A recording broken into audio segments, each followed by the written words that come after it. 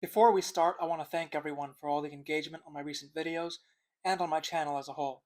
Your support is greatly appreciated. The title of this video gives Batuque some huge shoes to fill, but I think that the art, storyline, and character development all make this manga deserve the comparison. It just feels like it shares the same journey of overcoming despair, sorrow, and fighting against impossible odds. The scale is obviously different between the two, but I feel like Berserk and Batuque share the same emotional core. This is written by Sako Toshio. Batuque ran from 2018 to 2024, so it's relatively recent. Its art isn't as explicitly detailed as Berserk's, and you might even find it weird looking, but to me, it's got its own merits. There are some panels and pages that show such a detailed version of the characters that you feel like you could run into them in real life. Batuque is a story about capoeira. It links its history as an art invented and practiced by slaves to the story of a girl who feels trapped in her current life and uses the martial art to escape it. It's a thematic repetition of the origins of capoeira as a whole, because the main character has to hide the fact that she's doing it from her parents, much like the original practitioners had to hide it from their captors. There are supernatural elements sprinkled throughout Batuque, but whether they're real or not is up to your interpretation. This entire manga has been translated, but there are a lot of moving parts to the story, so I'm going to cover a decent portion of the story in this video, but not all of it. I'd still encourage you guys to go read it before or after this video, because taking your time when you read the manga and absorbing the impact of the art is really its own experience and adds to the whole thing. So with the introductions over, it's time to get into the plot. Major spoilers ahead for Batuque. Our story begins with a girl named Sanjo Ichiri. As a baby, she was left abandoned in her house, until a mysterious inhuman figure guided her to look at the moon. Throughout the whole manga, the full moon represents freedom to Ichiri, and it's a recurring theme that whenever the moon shows up, she evolves. We skip forward to Ichiri as a young girl. The necklace that she's wearing is really important for the plot, so keep it in mind. Right now she's looking for school clubs to join. She's hanging out with her best friend Aiko near the park, when suddenly she's approached by a homeless man. He taps her on the back of the head, but it's completely deliberate. This is called a chamada. It's how you tag a new capoeira player into your match. Aiko and Ichiri run away to watch him from the bushes, and it turns out that kids will come and pay him to do what they call a rice transplanting move. Ichiri goes back home and asks her parents if she was born on a full moon. She's been thinking more and more about her past, and every time she stares at the moon, she gets this feeling she can't quite describe. Her father usually never lets her join any school clubs or hang out with her friends. Eventually, because Ichiri can't stop asking, her father gets really mad, and he breaks her skateboard. The skateboard represented freedom and freedom of movement to her, and it was taken away. The following day, she goes to a convenience store and meets up with Aiko and her brother Yuto, and the three of them witness a robbery. Ichiri wants to step in and make sure the robber can't reach for a knife, but she's paralyzed by the sight of the moon. Suddenly, she remembers the entirety of that night, realizing that she's been held back her entire life. So she creates an impromptu skateboard and crashes into the robber. Right before she's seriously injured, though, the homeless man enters the store to intervene. What's weird about this is you never see or hear the homeless man actually enter the store. The homeless man offers coins from his pouch, and Ichiri helps him communicate his offer to the robber. Ichiri somehow lacks fear in tense situations, and this level of courage remains a defining trait for her throughout the manga. When the homeless man begins counting his coins one by one, he's slashed in the chest because he's wasting the robber's time. After clutching his chest and screaming in pain, he stands right back up and reveals that nothing happened. Although later on we figure out how he did this, initially it's presented as if he's supernatural. This scene also reveals that the rice transplanting that the kids paid him to do was just capoeira's way of teaching how to dodge. Every time the man touches the floor, he plants flowers in Ichiri's inner world. This is also the first example of one of capoeira's kicks. It's called Rabo de Ahaya, or Stingray's Tail. Even after reading through all of Batuque, this page remains one of its most important ones, because seeing that kick is the beginning of her capoeira journey. A few days later, Ichiri and her friends try to find the old man again. The man suddenly appears out of the bushes, and he holds some sort of bow with him. Then he suddenly runs off into the forest again. Because of her skateboarding skills, Ichiri is basically able to follow him and copy his movements. Turning to face Ichiri and her friends, he reveals that the bow is actually an instrument, and begins singing. This song is incredibly important to Ichiri. It's basically her theme song. What's interesting is that when she asks him what he's doing, he doesn't answer with capoeira, he answers with Batuque. So instead of being logical and heading back home, her soul speaks for her, and she tells the old man that she wants to learn Batuque too. Once she listens to her desire for freedom, we see more and more flashes of that strange figure from her infancy. She asks the old man what Batuque is, and what he is. The entity stands in his place, and I think he's answering 3 questions here. He says the old man is freedom, and that Batuque is freedom, but he might also be calling himself a representation of freedom. Ichiri and her friends go to find the old man the next day. This time, they're stopped from talking to him by our next major character. This is Futaba Jungo. Jungo moved from Chile to Japan so he can understand the old man better than most. He calls the old man Mestre, so I'll call him Mestre for now. The kids think they're paying for tuition fees, but he gives them a photo of himself in return. This is going to be extremely important later on. The first lesson Mestre shares is called the POW game, essentially teaching them how to feign getting hit. When someone shouts POW, you pretend you've been hit hard. This is what Mestre did in the convenience store fight. Ichiri's brave enough to get into the spirit of things pretty quickly, so Mestre likes her enthusiasm. Another fun fact is that this homeless guy is based on a real person. The next lesson is to basically crawl around on the floor and flow through each other's bodies. While doing this though, Ichiri sees that Mestre has her same necklace. Suddenly we cut back to Ichiri's dad at his job. He seems to hate happiness, and we get another really cool hyper-expressive panel here. He's a monster of a man, powered by rage and hatred. I really believe that this manga's art is on par with Berserk's, just from a different angle if that makes sense. The next chapter we finally see some real capoeira training. The kids think this whole thing was fun but a ripoff, but Jungo demonstrates the usefulness of everything they've learned by starting a jogo. This is also the first time we see the jinga, which is capoeira's moving stance. All the games they've played suddenly become relevant here in a sort of wax-on, wax-off moment. All of the kids are taught the front half moon as their first kick. Ichiri goes home and asks about the necklace, but when she calls it by the same name that the old man does, her mom freaks out. Her mom is worried that she's started to remember her past, and when she calls the dad, they both reveal that they're not her real parents. Ichiri doesn't get to hear this phone call though, because she ran out of the house as soon as she asked about the amulet. So Ichiri ends up falling asleep outside. These 2 creepy men that have been wandering the streets come across her. Before anything horrible can happen though, Mestre shows up to save her. This is probably the only time we get a major monologue from Mestre. Personally, I think that what he's saying here is the essence of capoeira or Batuque as an art. During this fight, we get a look at the history of capoeira.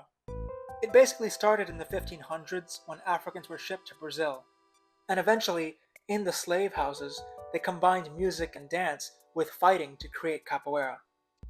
During this speech, Ichiri wakes up a little bit just to see the end of the fight. So as Mestre is carrying Ichiri to safety, we see that someone else has been looking for Mestre this whole time and has finally found him using the convenience store footage. Ichiri falls back asleep on a park bench, but then her father walks by and sees Mestre. Suddenly, instead of the 2 men fighting, we get a dream sequence. We finally see the figure who guided Ichiri to the moon. It's an ancient god, telling her to stay where she is and gain strength. Suddenly, Ichiri's eyes snap open as her fake parents ask her what happened. It's not like they don't care about her, it seems they care about her as an individual or like a kid in general, but clearly not in a parental way. It also looks like Ichiri knows they're a fake family, so she might have overheard something. Ichiri goes back to the park, which now feels like her new home. Instead of Mestre, she finds Jungo there. This is her next lesson. It's called Negativa, a position where only your hands and feet touch the floor. We also get some more info on the Jinga, which is attack and defense all in one, the foundation of the art. They're approached by older bullies. Because of her non-stop practice, Ichiri pulls off Stingray's tail. It's sort of her signature move now. After they scare the older kids off though, Jungo tells her about someone named Besoro, who used to be a real-life capoeirista. It seems like Besoro is a little bit of an urban legend, said to have amazing skills to the point where it almost looks like magic. And the manga takes this urban legend version of Besoro and runs with it. Besoro is also the first example that we see of someone using a berimbau as a weapon. To me, Besoro in the manga is shown to be like an incarnation of capoeira as a whole. In Batuque, everything about capoeira is a weapon, and that doesn't just go for the berimbau or for the jinga either. It also goes for the personalities of the capoeiristas. Jingo finishes talking about Besoro. He also talks about the Maltas, or gangs that existed in his era. One of those original gangs evolved into something called Lanza Mortal. Next we see Ichiri's father, who beats up the two guys who were assaulting Ichiri in the park, and his shirt is ripped off, revealing a Lanza Mortal tattoo on his chest. Then we get a flashback to the first time her fake parents met her. They saved her life as she was malnourished. But Ichiri was an assignment. In the original family photo, you can see Ichiri's biological father is wearing Mestre's necklace. The fake dad is named Pedro, and the fake mom is named Aruna. As time passes, Pedro and Aruna naturally bond with Ichiri while raising her. Suddenly, they get a phone call to send one of Ichiri's fingers over. Pedro and Aruna actually refuse. They start moving from place to place to keep each other safe. In the modern day, though, Ichiri's mother is found by Oval, who looks a lot like Mestre. Pedro picks Ichiri up from the park and starts walking her home. Ichiri tells Pedro how much she hates moving, and because he's thought back to her childhood, this time he actually reconsiders. After dropping her off, Pedro goes back to find Mestre. He thinks Mestre is Oval, not knowing that the real Oval is already here. And with that, the two get to fighting. He asks Mestre how many of them have shown up, not knowing that Mestre isn't really involved. Meanwhile, at Ichiri's house, Aruna's boss ambushes her. Back at the fight between Mestre and Pedro, we see that Pedro actually does think of Ichiri as his daughter. He also recognizes what Jinga is, and so in response, Mestre turns their fight into a game. Ichiri goes back home, but finds that her mom is missing. She finds an old photo of Aruna with her, and starts to try and think more about her origins. We cut back to the fight between the two men, where Mestre stays in complete control. While Mestre encourages having fun, Pedro thinks it's secondary to any other objective. On the inside, Pedro's actually enamored with Mestre's skills, and he starts smiling. Mestre says that a jogo is a form of communication, and it seems to me like he's trying to show Pedro what Ichiri feels. Pedro looks closer and finally realizes that Mestre is not actually Oval, so he just rage quits the fight and walks away. Him getting depressed is not what Mestre wanted.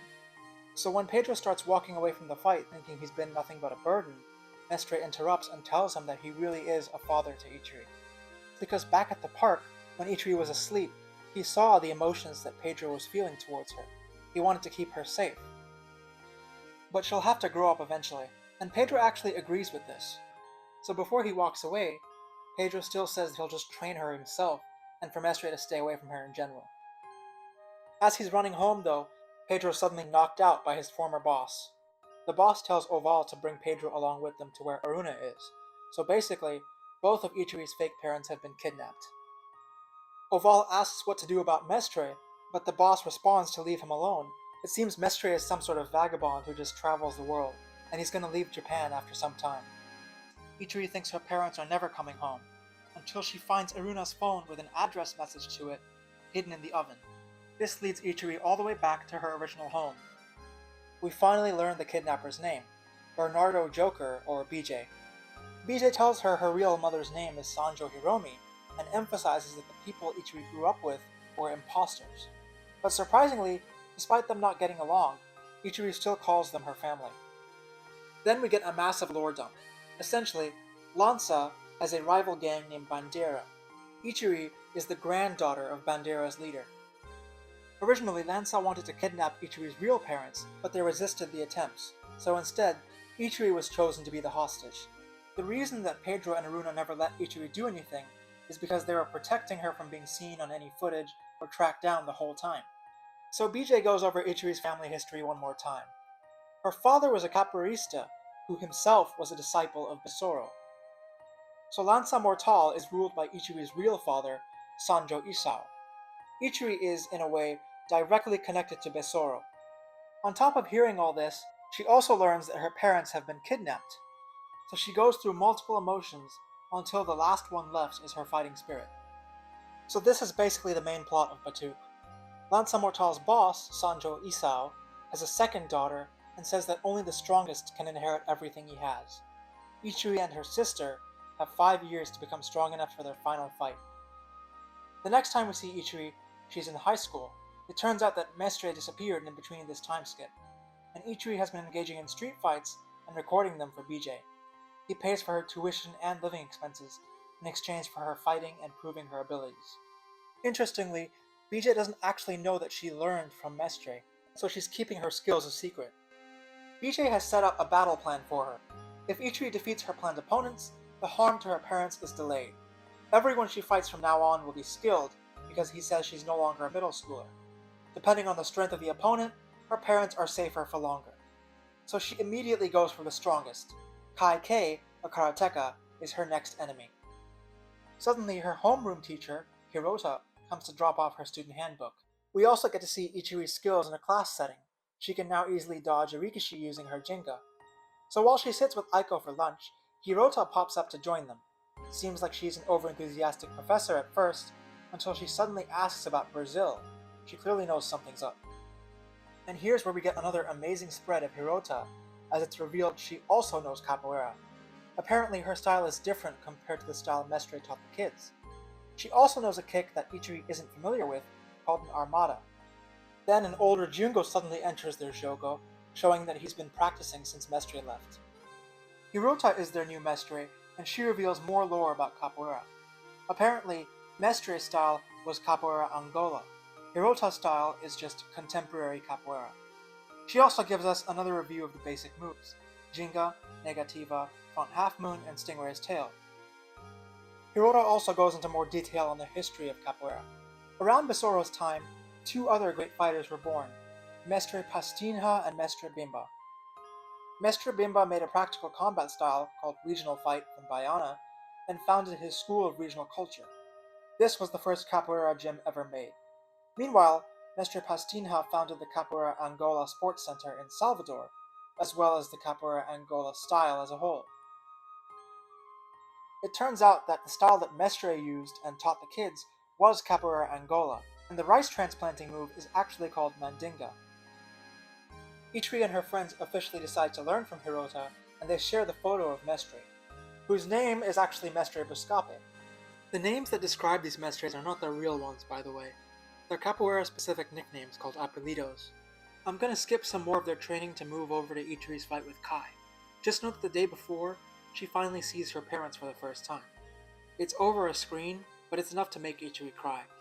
She tells them that she cares for them despite not being related, and this short call is enough to encourage her to fight hard.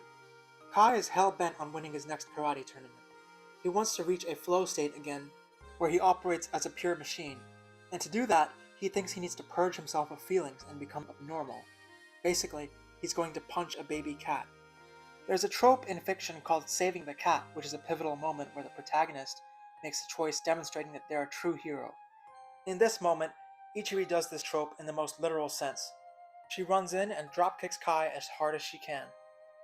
To him, Ichiri's movements are strange and he has no way of predicting what she's going to do next. During the convenience store fight at the start of Batuque, Ichiri says that Mestre Batuque moves as if he's from a different time and space. And now, to Kai, it's like Ichiri's doing the same. She catches him off guard using an armada, but it's not enough. He gets back up and starts punching her in the chest repeatedly. Her dedication to her capoeira throughout the years is actually what decides the outcome of the fight. Despite his physical strength and experience, Ichiri is able to win just by using a Stingray's tail without thinking. So Batuque's warning to Pedro was correct. Ichiri needed to protect herself eventually. It's revealed that this whole fight was being watched by Jungo. After seeing the recording, BJ is greatly impressed with her skills. Then we cut to Brazil in a favela and get our first look at Ichiri's sister. This girl's name is Aguri, and she's so powerful that she can beat multiple people while handcuffed. Her capoeira was taught to her directly by Sanjo Isao. Going back to present-day Japan, the main character's next step is to try to put together a berimbau. Eventually they succeed and start to play it.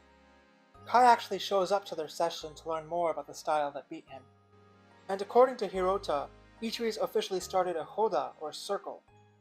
Hirota brings Ichiri to join an open Roda at a capoeira gym in Japan.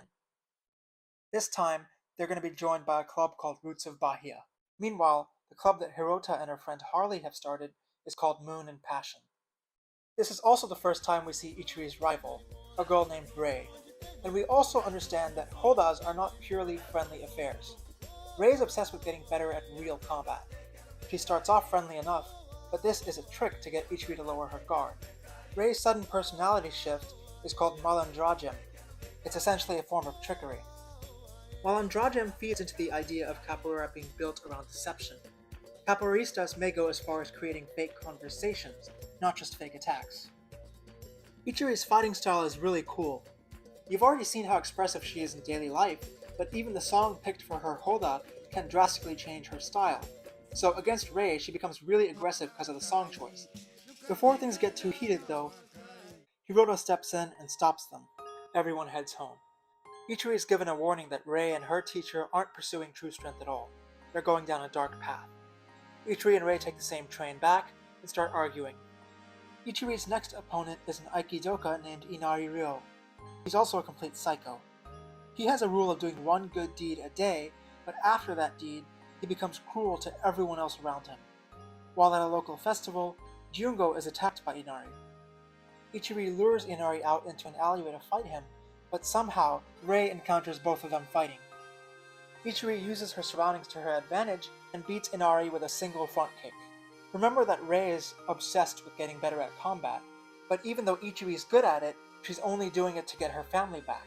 They have different reasons for getting better. So Ichiri turns around and tells Rei to shut up. As time passes, BJ has started giving information to Ichiri's enemies to get her even stronger. He also started hiding what style they use. A bunch of people have been given a photo of Ichiri and told to attack her. So she fights Sakura, a judoka. Jungo's fighting a taekwondo specialist. Keep in mind he doesn't know everything yet. Jungo's fight ends in a stalemate as it's been interrupted by Mitsuhashi, a Yakuza member. At the Yakuza house, Ichiri suddenly shows up to defend Jungo. It turns out that she survived her own fight, and they get out of the situation because one of Ichiri's classmates is the son of the Yakuza boss. Once they're out of there, Ichiri tells all of her friends about her situation, and they decide to target BJ together. It also looks like Ichiri has started to fall in love with Jungo.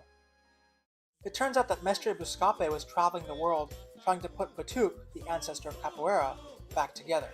It's a lost martial art, but Ichiri and her friends decide to create a modern-day version from scratch, specifically to take down BJ. As they train, they experiment with different songs to test out which fighting style suits Ichiri best. It's also revealed that BJ has practically been hiding in plain sight. Mitsuhashi and Aiko both go to investigate a bar called Bar BJ, where he's rumored to work. The problem is that all the staff members call themselves BJ, so Mitsuhashi just keeps punching them until he finds the real one. I find Mitsuhashi's style really interesting. It's called Nippon Kempo. He just puts his hands together, standing there, and then uses vertical fist straight punches. It's not the most diverse style, but it's extremely straightforward. This is also where we're given a little bit of BJ's past. He was an emotionless child, and was told that he needed to gain a family. Suddenly, in the present, BJ is attacked by a Yakuza assassin. At the same time, Mitsuhashi runs into Aruna, who's escaped BJ's grasp on her own. BJ, however, is not a pushover when it comes to physical combat, so he defeats the assassin, only to be found by Aiko, who thinks he's just another innocent clerk at the bar. Aiko tries to help BJ escape, and in return, he saves her from two random drunk guys. Aruna has escaped Mitsuhashi, revealing that he has his own agenda, so she hugs Ichiri while she's asleep before running into hiding again. The next day, Ichiri wakes back up and reveals that she's learned, or sort of invented, a new move, a one-armed stingray's tail. Back with BJ though, he's hanging out with Oval and Pedro. Pedro has lost all of his fingers by this point. His internal monologue reveals that he and Aruna have come up with a plan. For the last part of the story, I'm going to cover Ichiri and her friends advancing in their training. As you can see, some random guy has decided to start using them to order free lunch. Jungo almost kicks this guy out, but he brings them supplies because the next step of their training is to make their own berimbaos. The reason that the kids were given the supplies was for a batizado, which is basically their baptism as official capoeiristas. Mestre Amoroso, Hirota and Harley's mestre, shows up to give them their belts and their apelidos, or nicknames. To get your nickname, you basically have to jogo with Mestre Amoroso, and Ichiri is the one who starts singing. Ichiri chooses the song that she first heard for this baptism, and as they go through the different members, Jungo decides to pick a real fight with Mestre Amoroso. The main reason Jungo takes this so seriously is because he doesn't want a weird nickname like the others. So during this fight, we get a picture of just how fast and powerful Amoroso is, despite his size and age. Because of his efforts though, despite not doing any damage, Amoroso gives him the name Machado, meaning axe. Finally, Ichiri is up to get her Apelido, but Ichiri is the same as Amoroso. Both of them change fighting styles depending on the song, and Jungo picks one of the most aggressive ones. Even though Amoroso proves to be a tough opponent, Jungo refuses to change the song, because he knows that Ichiri is going to evolve rapidly to match his pace. Amoroso also shows Ichiri that he can do everything she can, just better. The fight goes on and Hirota switches songs, but because Amoroso also changes moods, they both become a lot more relaxed. Finally, Jungo realizes what Ichiri needs and starts playing the song that first introduced her to Mestre Buscape. Whenever Ichiri enters this relaxed state, she's basically at her peak combat-wise. This next scene is one of my favorites. The minute that Ichiri does a cartwheel, Amoroso sees a flash of Buscape's face, suggesting that Ichiri might have been making the exact same expression for that split second. And once she comes back up, she has this smile on her face. Mestre sees her enjoyment of this moment, and he gives her the nickname Allegria, which translates to joy. That's all the story that I'm going to cover in this video for now, because there are still many more plot elements to come into play. I really like this story and the art style. It actually drew me into the sport of capoeira after I read it. I even learned how to do the jinga and some basic front and crescent kicks from it. Tell me what you guys think of Batuque if you read it before, and if not, come back to this video and let me know what you think. Also, tell me if you think if it deserves the title of the martial arts equivalent of Berserk, or if there's another Berserk tier martial arts manga that I should look at. In any case, I hope you enjoyed this video, and stay tuned for my next one.